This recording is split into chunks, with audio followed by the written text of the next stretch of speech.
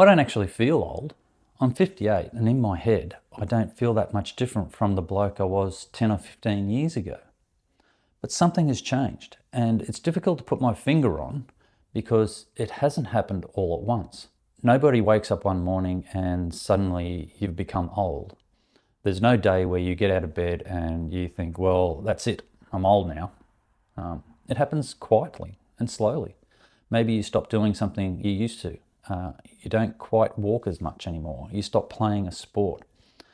Something starts hurting, so you work around it and eventually you stop doing it altogether. You put on a few kilos, your fitness drops a bit more, and then none of those things by themselves seem particularly important. But give it 5 years, maybe give it 10 years, and all those little things start adding up. I've noticed it in myself. I've trained pretty much my whole life. I've done martial arts for decades. I work in a gym. I'm a personal trainer now. So you'd think I'd be immune to this sort of stuff, but I'm not. There are things that I don't do anymore. There are things that I think twice about that I would not have thought twice about when I was younger. And some of it is just sensible. I've got injuries. We've all got wear and tear. I'm 58. I'm not 28. And I'm not interested in pretending otherwise. But there's something else that I've started thinking about.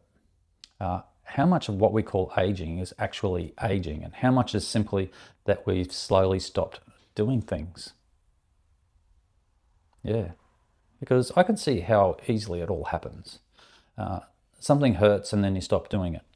Then you haven't done it for 6 months and then you're not as good at it. And then you enjoy it less and then you do even less of it. And eventually you say, well, I can't do that anymore. I'm too old. But sometimes I wonder if we've got the order backwards. Maybe we didn't stop because we got old. Maybe because the reason we feel old is because we stopped. And I'm not talking about trying to behave like you're 25 again. That's not what this channel is going to be about. I don't have any desire to pretend I'm a young guy again, and I'm certainly not going to start doing stupid things so that I can prove that I still can. What I'm interested in is something much more realistic. What can I keep? There's a few things. Can I keep my strength? Can I keep moving well? Can I keep enough fitness that if I go somewhere, I can walk all day and not worry about it? Can I get onto the floor? Can I get back up? Can I keep doing some martial arts or the sport that I love? Can I keep learning things? Can I say yes to somebody when they ask me to go and do something exciting? That's what matters to me now.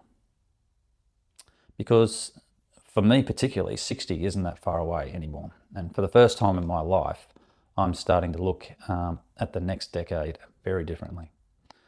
When you're 30 and 40 and 50, it seems a long way away. Now I'm 58 and 60 is basically standing there waving at me. I'm not frightened of turning 60. What concerns me more is that I want to know what sort of 60-year-old I'm going to be. And after that, what sort of 70-year-old am I going to be? Because I don't think that's completely outside my control. Obviously, some of it is. We can get sick, we get injured. Genetics are genetics, okay? Life happens. But there's also a part that I can influence, how much I move, whether I keep training or not, what I'm eating particularly, whether I keep challenging myself. I try to keep that grit up. Whether I keep doing things when they become a little bit harder. And I think that's really what I want to explore here in this channel. Now, as I said, I'm a personal trainer and I've been involved in fitness and martial arts most of my life. But I don't want to sit here and tell everybody that I've figured aging out, because I haven't. I'm going through it. I'm in the guts of it. And that's actually what interests me. I want to find out how strong I can remain, how fit I can remain, what I need to change, what doesn't work anymore, and probably along the way, what I've been completely wrong about. And I'm sure there's a lot. I'm not trying to become young again.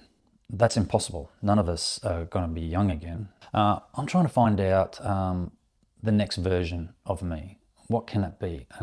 So if you're somewhere in your late 40s, 50s, maybe already in your 60s, I'm actually interested to know something. When was the first time you noticed something had changed for you? Not necessarily some massive health problem, just that first little moment you thought, hang on, I didn't used to feel like this. Put it in the comments, because I suspect most of us didn't suddenly get old. It's happened quite slowly and quietly, and maybe paying attention to it now gives us a chance to decide what happens next.